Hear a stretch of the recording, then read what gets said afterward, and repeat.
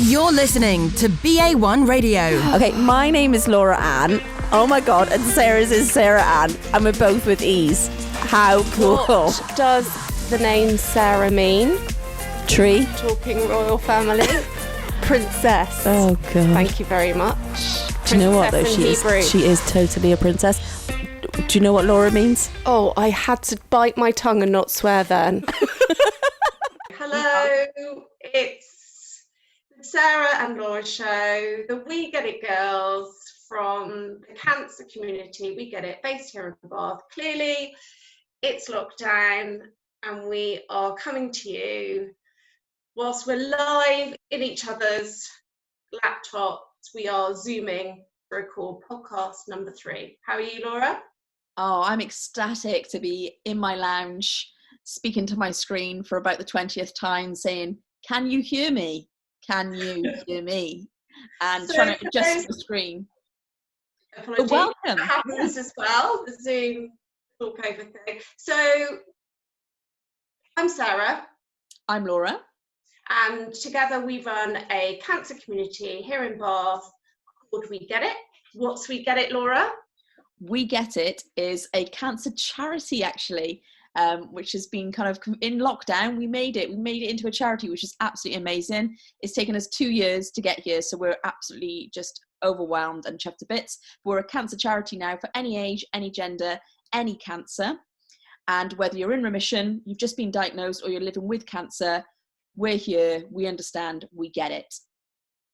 So our podcast mission, if you like, is to chat to you about our cancer journeys and the cancer journeys within our We Get It community. I had cancer in 2016. I had a rare cancer called a sarcoma, which meant radiotherapy and very complicated surgery. Laura was ill at the same time. So I was diagnosed the same time as Sarah, April 2016, with non-Hodgkin's lymphoma, which is a blood cancer. And then we both went into remission. And I had treatment actually at a similar time, but we met just after all of that, didn't we, Sarah? Just when we both went into remission, that's when our paths crossed.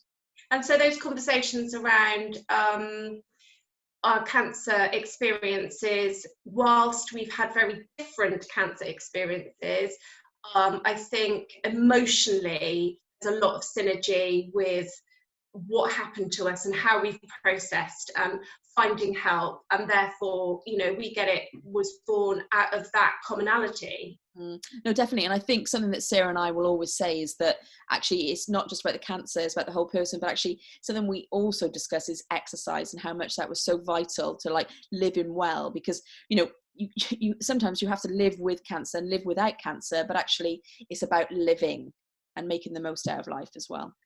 Yes, and exercise comes up a little bit later for me. That's an important thing to talk about. So we bring you the good, the bad and the ugly of cancer, if you can put it like that. We'll start with the good. Then we'll go on to the bad. Then we'll do the ugly. And when we say ugly, funny, you know, the quirky things that happen to people when they have cancer. And if you're listening and you've had cancer, you'll know exactly what we're talking about, and we hope to raise a smile, maybe a giggle with some of our stories. Shall we? Sorry, Laura, go on. I was just going to say, guys, as well, you know, we're big fans of kind of sharing stories, because we believe one story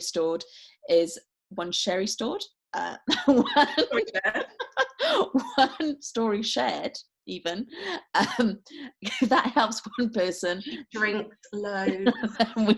We've helped loads. So if you'd like to share your story, please get in touch and We Get It, and we'd love to hear from you. Or actually, if you want to read other people's cancer stories, if that is of interest to you, then head to our website, which is www.wegetit.org.uk. I can never remember that. And that's the whole point, that hopefully by the time we've collected a few more stories, if you arrive on our website, and you've just been diagnosed perhaps, and you are reaching out and want to know who else understands what you're going through, you may well find a cancer story which resonates for you. That's why we feel it's important to try and record as many stories as we go. Yeah, and we just do, our main mission is that we do not want people to be alone during or after cancer treatment. That is a massive mission for us. So yeah. Right, so we're today going to talk about the good, the bad and the ugly, dealing with cancer during a pandemic. I mean, how niche is that? How niche? Weird though, isn't it? Really weird. So we're going to do that. We're going to listen to some music first. Can't wait for that music. What's it going to be? We don't know. We don't know that song, but there's a song coming. BA1 Radio, made by Bath for Bath. This is BA1 Radio. Welcome back. Thank you for joining us here on BA1 Radio. You are listening to The Laura and Sarah Show. The Laura and Sarah Show. The Laura and Sarah Show. How annoying is that? I bet Luke is going crazy right now about the audio.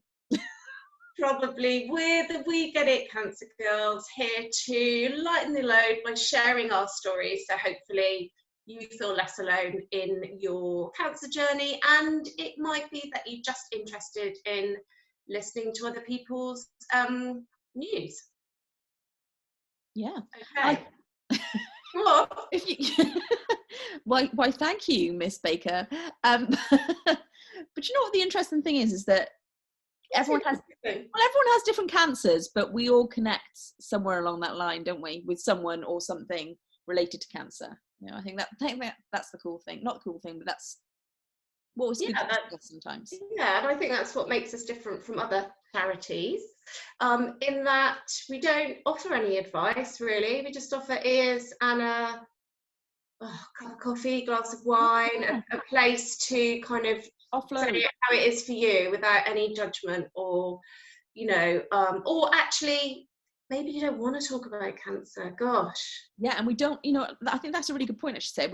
You don't have to come to us and tell us about your cancer. You can come and just sit and have a coffee. Do you know what I mean? But you're completely right. Just come and be you and just say what you want to say, because sometimes you don't want to say something to your friends or family because you don't want to upset them.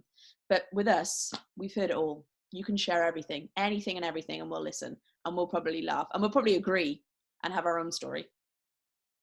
True. Right. Laura. True story. The good. You, to set the scene, you've had Shield now for 3 months plus. God, that's weird when you put it like that, Sam. So your immunity is compromised massively because of your cancer treatment.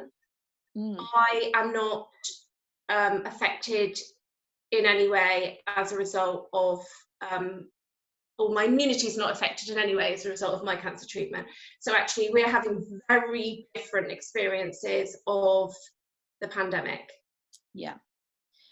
So our good and our bad and our ugly are going to be very extreme, I should think. Yeah, no, definitely. Should we flip it and go, what's been your good? Because I'd be intrigued to find out what your good is, having not shielded.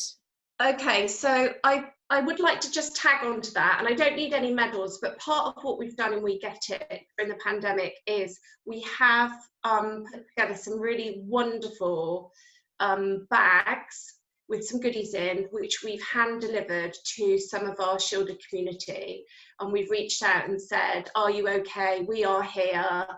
It's just a gift, but let it be known that we're still here for you. So we've done that, and also created some space on Facebook in a closed group. There's a WhatsApp group that Laura runs. So whilst I'm probably living as ordinary person in that respect, in terms of my health, actually I'm still very much within the community, so I have got eyes on how other people are living and reacting to what's happening.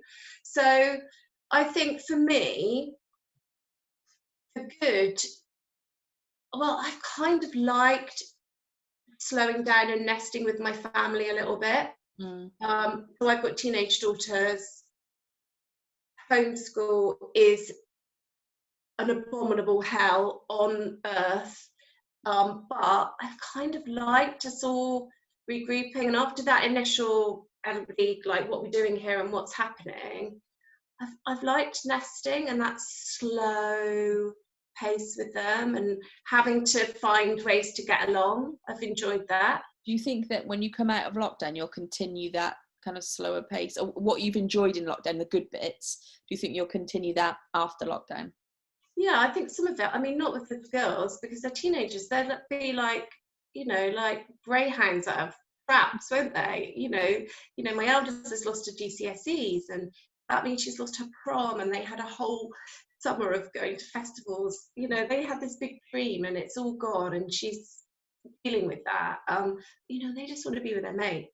So while some of that is happening already, as soon as they can go, we won't see them.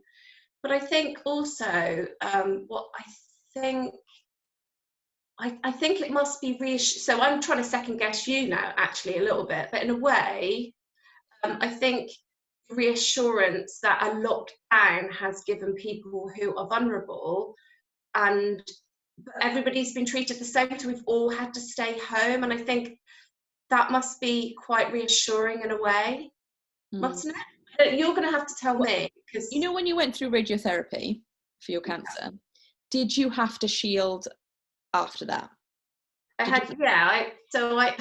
my goodness, I went on holiday and I couldn't sunbathe, and I had to have a leg shield on, and I couldn't get in the pool, and I did this thing where someone would put me in a rubber ring and I would bob around in the pool with my leg hanging out, and then if I needed a wee, he'd have to come and get me, and I'd be waving and he'd be like playing, volleyball right over the other side. I'm like stranded. So in a way, I've kind of done a little bit of that. So you had to because you had quite invasive surgery with your leg, you had to be quite protective, didn't you, of yourself and your injury and your leg and your body, and your immunity was compromised in that sense, Sarah, because if you did pick up an infection, then it almost would have pushed you back, wouldn't it? So you were kind of looking after yourself. Yeah, so if I can project that into a pandemic, I probably would have been really, really nervous, because cancer plays with the head anyway, doesn't it? And then you load, another massive thing, something also we don't have the terminology and the experience to deal with. Yeah. So it's like, how do we talk about this? What are we doing here? Yeah. You tell me I think I know what you're going to say, because your situation is fairly unique.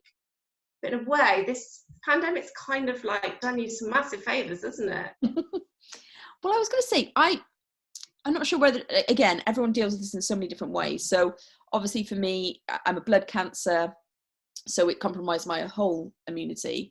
But I'm in remission from non-Hodgkin's lymphoma. But I now have no spleen, and the spleen obviously helps you fight infections. So I'm going to make this really brief. So I have every vaccination under the sun, but the doctors said to me, it's the vaccinations we don't have, or that basically is going to kill you, or you're going to need to get vaccinated for. So when coronavirus hits, every one of my friends was texting me going, "Are you okay?" And I'm going, well, I'm a bit concerned, because they knew that obviously this was the big kind of pandemic, that these are the kind of infections that could really affect me and my body. So when the coronavirus hit, I did feel everyone else was a bit more concerned about it than me. And I actually kind of went straight into mission mode, and it kind of took me back being in chemo, actually, because I was really kind of strict and regimented and kind of researched everything. And I kind of went back into, okay, so I've just got to stay inside. I've got to just, I've got to exercise, got to keep my mental ability and so forth. So I kind of went back into my chemo days of when I was kind of doing that shielding process after chemotherapy for 6 months. I didn't go out to restaurants in case of food poisoning. I didn't go to theatres or cinemas. I didn't go anywhere with this crowded places, because that's what they tell you. When you finish cancer, like chemo, they say you have to make sure you don't go to crowded places. So I kind of went into that. So for me, actually, it's been different this time, because I've enjoyed shielding, which sounds a bit bizarre, because obviously I have a family. I've enjoyed being with my family, and building that relationship with my family. And I've enjoyed exercising because when you work, you don't get any time to exercise. I'm a PE teacher, but I never get time to do exercise in my own free time. You know, it's like when you teach art, you don't want to do art in your free time. So my mates obviously were feeling quite bad for me because I was shielding, not going out. We were getting deliveries. We weren't literally leaving the house door because of the pandemic. So they were like, hey, why don't we do 100K in May?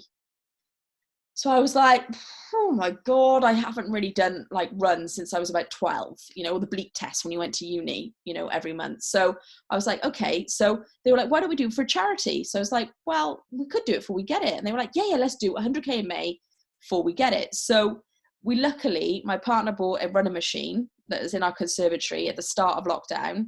And for the whole month of May, I jogged every other day until I got to 100K, and I jumped in my paddling pool, which I also got off Amazon, which is £30, and it was a real bargain. That was also probably a highlight. That's definitely a good, and celebrated. But for me, it was being with family, enjoying that quality time, but also enjoying my health, because I realized last time I was in lockdown after chemo, I wasn't enjoying my health.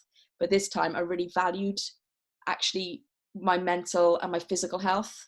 This obviously, I'm going to talk about the bad and the ugly, but for me, it was family and doing something for good. We raised over £2,294 for the We Got You bags that Sarah mentioned. So I felt like I've done something good in lockdown before we get it, or maybe I've had the community. So that would be my good, because I didn't want to just hang around. I feel like I've done something purposeful for our community, which I'm extremely proud of. I know Sarah was also part of it. She walked. So I'm proud of the 100K in May, and I'm proud of our team. Go team.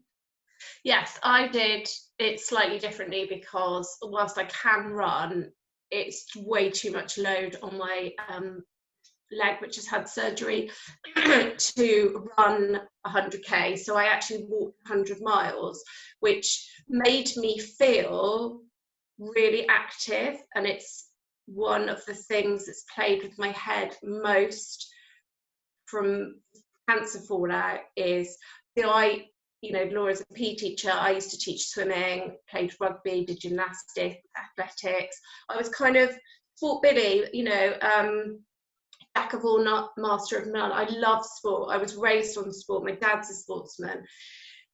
Having that taken away from me has been very, very difficult to deal with, and I'm still dealing with it. So, busting out 100 miles. I walked 100 miles. I'll talk about this later. I mean, sorry? That's so impressive though, mate. I actually did 115, because on the last day I did a half marathon. But have you continued it though since May? Have you done as much? No, I haven't. Interestingly, I'm a bit all or nothing though. I'm a bit like, I'm doing this completely mentally, or I'm not doing it at all. Going back to just my final note on what has been good about being part of the We Get It community during lockdown, is that because I didn't have to shield, I moved from kind of patient to helper. Yeah. And that is actually a progressive mind shift, which is really positive. That's not to take anything away from anybody who hasn't been able to help anyone other than just look after themselves. I get that, but I've enjoyed being in that role. That's actually quite cool for me, Sarah, to hear you kind of say that, because actually that's quite a big mind shift, isn't it? Do you know what I mean? Because Sarah, I want to just say thank you to Sarah, because Sarah was the one that led on the We Got You bag project, and she delivered 15 bags to our community that was shielding, and went out and collected all the items, worked with local bath businesses. And it's a really special project for us, because we want to make sure it goes bigger than just 15 people. We want to kind of really grow that project. So no, thanks, mate. Like, I really appreciate you going above and beyond, really, when other people couldn't. So thank you. It was a totally lovely thing to do, and it wasn't about what was in the bag. It was the act of kindness. It was the holding out the virtual hand, because obviously not allowed to touch anyone, but it was a it was the connection that we made with people. And as you know, because we've asked everybody for their feedback, how much it meant to people. You know, we were a newly formed group. We were just building an infrastructure and building a consistent way in which people could connect with other people. And yeah, it kind of got broken up, but we were, I guess, if you're little and we're still a little charity, it leaves you nimble. Yeah. So we were able to change up very quickly what we had to do. Like, I'm super proud actually, because we literally went into lockdown. We Get It went into lockdown a week early, and then we did a We Get It Stay Connected plan, which Sarah's already mentioned. But we went virtual, Zoom get together on Friday, Zoom pub night, WhatsApp group, private Facebook group, newsletter, and then we got your bags. Like, we were all over it. And all our workshops and stuff, we've put together some brilliant stuff with some brilliant people across the city, some art, some cocktail making, some yoga, you know, some nice stuff that is only for our members. And that's cool. We got you Wednesdays. Yeah. Sorry, I just really like it. Okay, right. So I think song? After this break, we move on to the bad. Oof. We could be here sometime. Ooh, the bad. Okay. See you soon. Broadcasting online at BA1Radio.org. This is BA1 Radio. Okay, we're back. It's Sarah. And I'm Laura. And we are the We Get It Cancer Girls, talking to you today about our experiences of being in a cancer community during lockdown. So we hope you're well. Yeah, we do.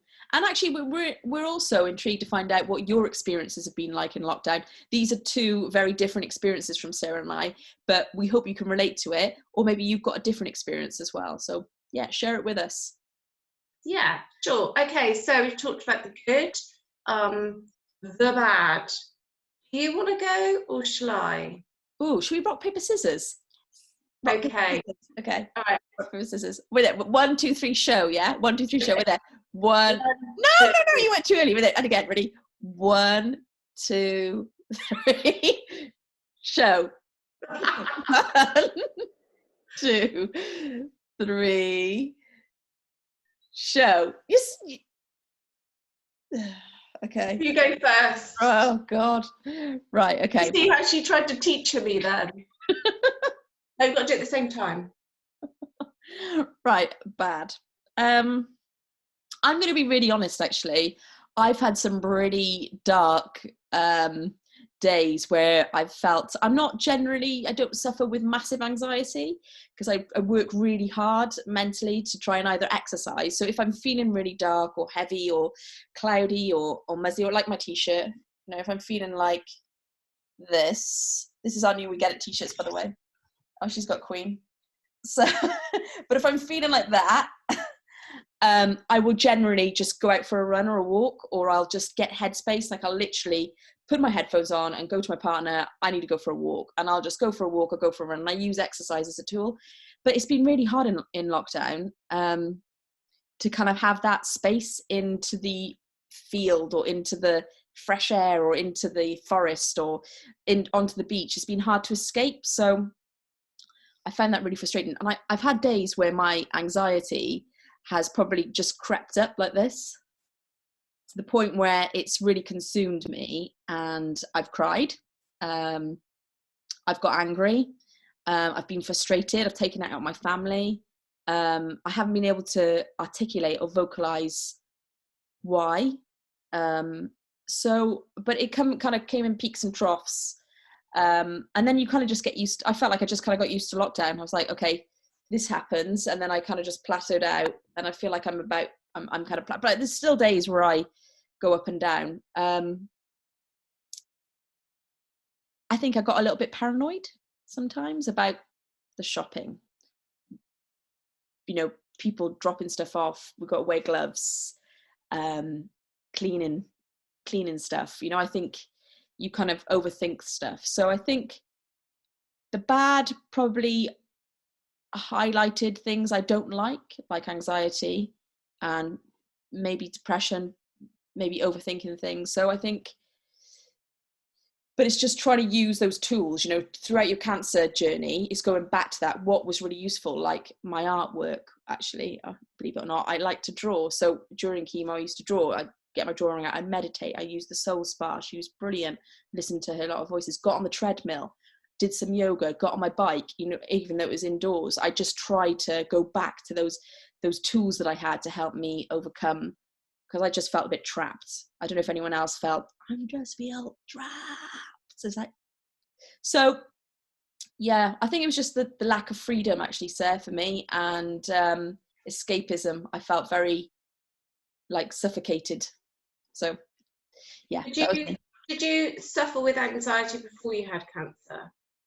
No, mate, I'm you know, I know a lot of people suffer with anxiety, but I'm not someone that suffers with anxiety. I have low days, generally, you know, the time of the month, but I have low days that fluctuates my mood. But no, but it did, I would say, a level of anxiety I wasn't comfortable with. No. So yeah. What about you, mate? What was your kind of bad? Well, I've mentioned homeschooling. Any parents who've just horrendous, I think, and also dealing with children's questions. I mean, obviously, you know, you're not at that stage yet, but dealing with children's questions you don't have any answer for, because this is the new realm, you know, but so I don't get my GCSE, so what happens? You know, that was very, very stressful. But I think the difference for me is I could go outside and I could walk, and actually 100 miles in 1 month wasn't just about raising money or awareness for a charity. It was very much about trying to put some structure into my day, trying to get me out of the house. I already work from home, so that kind of didn't change, although I've lost some of my work. But I had everyone else in my office space, so we all had to kind of rejig what we were doing. But all the walking was definitely a very, very good place for my head to be. To feel active. I've talked about how losing some of my physical ability has played with my mental health. It's and that's an ongoing thing I still need to kind of work through. And so I said, like, the best thing was nesting with my family. Some of the worst days were nesting with my family. You know, it has been very difficult. You know, I'm self-employed, my partner's self-employed, so financially it's been stressful. And nothing unusual, nothing really massively related to cancer. And I think perhaps the kind of We Get It focus in May for both of us gave us a huge boost. A huge boost. And I wonder if we could both answer this, actually, because I know a lot of our cancer community were going through treatment now and going through, during the pandemic, during the lockdown. They were not only dealing with coronavirus, they're dealing with cancer. So it's like a double, you know, can we put ourselves back to when you're going through radiotherapy and I'm going through chemotherapy? What would it have been like to have a pandemic almost on top of those treatments? Like, how would have you managed the pandemic and having radiotherapy at the same time? Like, how would you have managed that? I don't know. I'm really lucky. I'm a bit of an idiot, but I can be very lucky with where my mental health is at. I mean, for sure, there is nothing like a cancer diagnosis that will challenge you on your mental stability, and mine's definitely been challenged. I've definitely most of the time come up positive as opposed to negative. I sit here today and I don't know whether I'd say, oh, it'll all be okay. I don't think I would panic. I don't think I would flap, but I just don't know. I just don't know. And I don't know if one of the problems with the cancer I had is, as you know, Laura, it took me 3 whole years to meet someone else who'd had my cancer.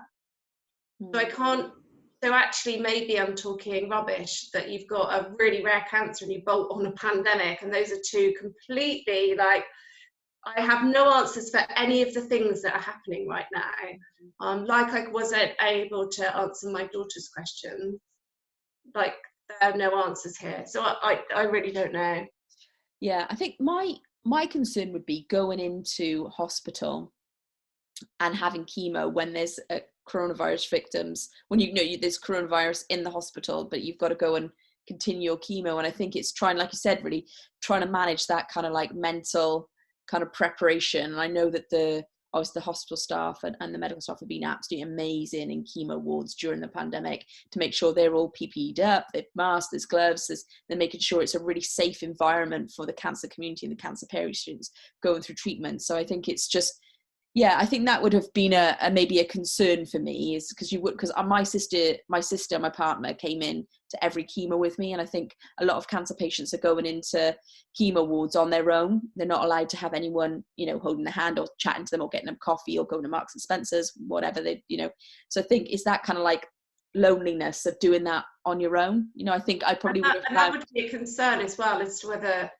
they would halt the treatment at any point as well. We do know somebody in our community who their treatment has been kind of pulled around as a result of it not being prioritised. I'm not saying that's right or wrong, we just don't know. People are working really, really hard. But yeah, whether, what's going to happen? Will I still have my surgery? Will I still be able to complete my radiotherapy?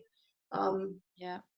So I think, we're both massive ambassadors for, the cancer community and what they're going through. And I think for us, we just want to, support and send lots of love to those people that have gone through, their cancer treatment and continue to go through their cancer treatment during this time. We're just sending lots of love to you, because it was tricky doing it without a pandemic. During a pandemic, it must be that slight, that must be harder again.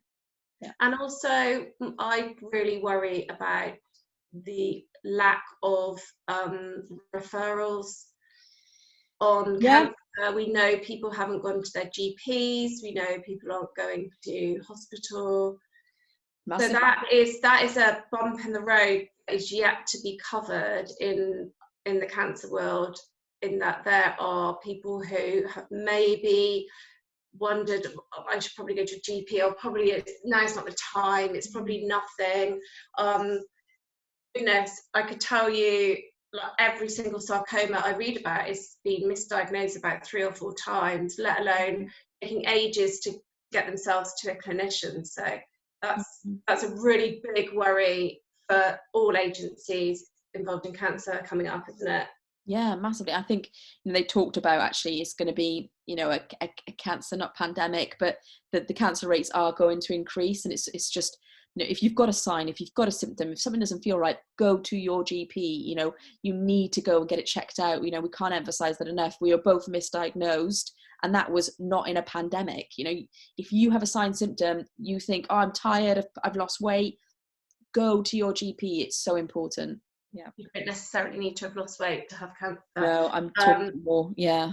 No. But that's obviously part of my messaging, in that not all cancers lose weight. And you know your body. You know if it's right or wrong for you, and if it's not right for you, get a second opinion. Get a third opinion. Keep persisting. I had every scan. I mean, I literally had a full head to toe sort of body check, and it took 10-11 months for me to get a diagnosis. So keep with it. Well, lots we've talked quite a lot there, really, but I think know that we get it this year to support you and to provide lots of opportunities to share. So know that we're here and we care. Okay, right, absolutely. So we're going to take a break, and when we're back, we'll talk the ugly, the funnies, do after this. BA1, Bath's very own local radio station. I love this city. This is BA1 Radio.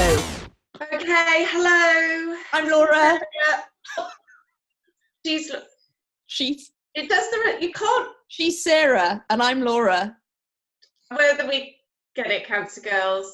Thank you for tuning in to our third podcast, The Good, the Bad, the Ugly, where we talk about our cancer journeys and the great things, the not so great things, and the funny things that have happened to us, hoping that it might lighten your load just a little bit in your cancer journey too. Thank you for being here. Thank you, Sarah, for being here. I didn't mean you, I meant listeners. Well, I'm just thanking you. Thank you. Okay, so we've done the good, we've done the bad.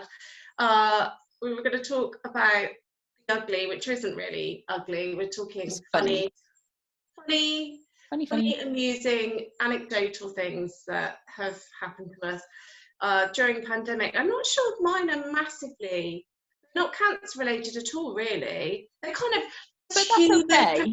Related. Sorry, do we need to make it cancer related? I think it's okay if it's not cancer related, isn't it?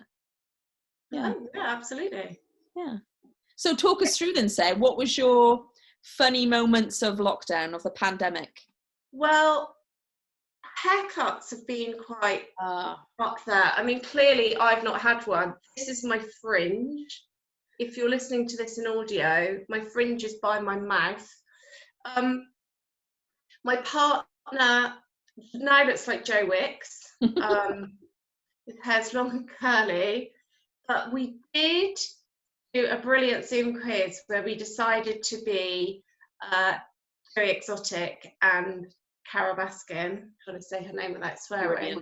And he went for the full moustache shave, which mercifully his facial hair grows really quickly, because I keep staring at him going, wow, I've not met your chin before, have I? So we've been together 5 years and I've never seen his chin. I want to see it again. Weird, isn't it? But he's really handsome with a beard. So he had this like long hair, tidy growing out thing, and then bolted on. Is it like that, Sarah? Is the Joe King, is it that one? Yeah, it's really not very good. So anyway, it's been most amusing watching his hair grow, but also getting dressed up, doing the Zooms. I've loved all of that. I mean, Simon's not so much, but then he works in He looks like he's enjoying it, to be honest. Well, Sarah. he does, but he goes out to work and comes back every day, so he has interaction. I'm just home here going, I want to leave the postcode. Please, can I take me in your truck to the petrol station? Because that would be an exciting place to be. You know, I'm just desperate to like get out. So for me, getting dressed up on Saturday nights and doing our Zoom quizzes, we did the last one on Saturday. It's been brilliant. I've flipping loved it. I didn't love. And you guys looked amazing. I'd give Sarah and Simon like a 10 out of 10 because effort wise, like they looked pretty good. Yeah, we were best dressed every week. That's largely because no one else bothered, but we didn't care. We were still best dressed. How much money did you spend on dressing up outfits? So that's the question. Well, like you, I have Amazon Prime, Laura. So just the odd wig, and the rest of it was a bit cobbled together, really. Does that mean you've got 15 wigs then? Yeah. Did you see our punk ones, our Mohicans? It's just brilliant. The thing is, like you said earlier, you're all or nothing. You either go for it or you don't. And actually, yeah, it paid off, definitely. It was really good fun, sort of seeing people consistently in that way. I don't know, it just nourished the friendships as well, I think. Yeah. Did you ever get that moment at the beginning of lockdown where people were like Zoom happy? You know, like we were doing probably an average of 3 quizzes a week, to the point where I was actually getting fed up of quizzes. Like I was like, I've got no energy for another quiz. And then people would be like, no, we should all have a mastermind now because we are like loaded with knowledge. Did you ever get a challenge? Maybe. No. Oh God! Oh mate, I know. I literally they were like, and if you win this quiz, you get to do the next one. I was like, I don't want to win. I don't want to win. Like I was dreading it. It's house party you have to avoid, don't you? Because if you're in house party, you haven't locked room. People can just like turn up on your phone. You're like, I won't swear, but like, away. Yeah. I'm in the bath. Are you still in house party? I got a bit fed up with that because it kept telling you when it's on my phone. I've used it once. Right at the beginning. Nah. Can I just tell you a really good Zoom quiz that my partner and I did? Because we got the treadmill. It was our turn because we won to do the quiz, right? So we were like, think outside the box. So we were like, let's do the generation game. Because, you know, when you're in lockdown and you can't leave your house, it's like, let's spend a lot of time on one thing. So we got about 30 items, put the treadmill on, and then just film the things going by and put the generation game. Oh, do you know what? We had the best time doing that. We spent about 3 hours trying to film it, but it was brilliant. Like that was probably the highlight of my Zoom quizzes, was the generation game. Yeah, we did a really good Mr. and Mrs. That was really good. You had to hold up a blue, pink, you know, or cool. You know, who spends the most money, that sort of thing, without looking at your partner's answer. And also loved like treasure hunt. If someone would describe, oh God, that was good. We had to run around the house. Yeah, that is genius. That was that was really fun. Good. Yeah, that was really good actually. Anyway, tell us about your ugly, hilarious. Oh my God, I got obsessed with Amazon Prime. Yeah. To the point where I was probably having a delivery every day because you can't. I realised I like going out and I like buying, you know, coffee or cake or well, I fancy that. I go and buy a pen. Why did I say a pen? You know, you go in and buy crazy girl. Or whatever it might be, you know, like whatever. The red one. I get free pens in school anyway. Anyway, so I've lost. Why are you buying pens then if you get free pens? Anyway, so to the point where I felt like it was Christmas because the doorbell would go like, oh my God, it's Amazon. And then I'd be getting so excited to the point where my cardboard box pile out the front was just like a massive like mountain in Wales. But my favourite purchase, which I've already mentioned, but I'm going to mention again, was a £30 paddling pool for my daughter, but actually it's got 4 seats in it and it's got a drink holder, so all 4 adults can be in there. Pool party with a baby, and you only need, right, you've got little seats in the corners, you only need this much water, so you don't even get your bum wet. You can just. Did you do the trick where you put a black bin liner in to heat it up? No. You know, it's really hot. Apparently if you leave a black bin liner in cool water, it heats it up. Ah, Sarah. Okay, I will check this out tomorrow then, because we've got, yeah, but the pool is massive. Like it takes up, my garden's not big, but it takes up the majority of the garden. Like it is, like honestly, it's a dream. So that's I'm gonna challenge you to who had the most Amazon deliveries. Oh, I'd have to go one a day. Well, this slowed down a bit now because I was just getting ridiculous. That's nothing. Oh, Sarah. I think I was in a competition with a woman over the way because I said to Simon, she gets more Amazon deliveries than me. I'm not having that. Like literally, there's a postman like ramming on her. For some reason, her knockers were like really loud, and we can hear it from over here, even though it's sort of a good, I don't know, maybe 50 yards away. Yeah, she has more than me. But and also, what's been really embarrassing is our recycling guys come really early. We must be first. We're literally 7 a.m. And so I go do that, run downstairs, put everything out, and then come back upstairs with a cup of tea. And by the time I've done that, I get into my bed and I can hear them outside my house. And then I can hear all the bottles going in, like, oh my God, they're still going. Oh God, they're still going. They're still going. Oh God. To be honest, your range of wines have been very like top end, really, haven't they? To be fair. Well, our local wine shop is doing a really good mixed case deal. And it's a posh one. It's a posh shop. I'm like their sort of, you know, entry level person, so I could only just afford them. But that box is a good deal. Yeah. Well, I think everyone has had highs, lows, mediums, and I think a positive is hopefully spending time with your family has been a definite plus for me, and staying well, staying healthy, and helping people, and we have that issue going forward with our community, don't we? Are people still going to want to? So we've put everything online, but as lockdown eases and maybe we can meet, will everyone want to meet? Some people might feel like they just can't come out. They still want to hide away, which is absolutely understandable.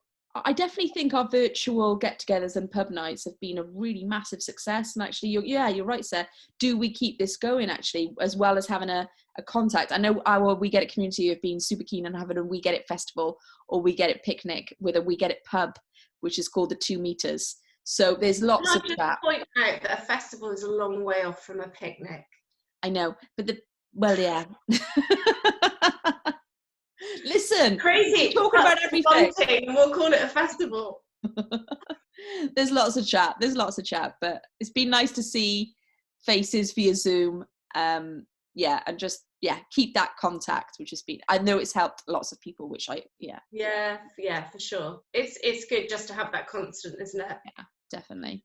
Okay, so I think we'll listen to a tune and we'll come back for our final instalment. Finale. Yeah. Radio made by Bath for Bath. You're listening to BA1 Radio. We're back. That's just for you, Luke. Thank you.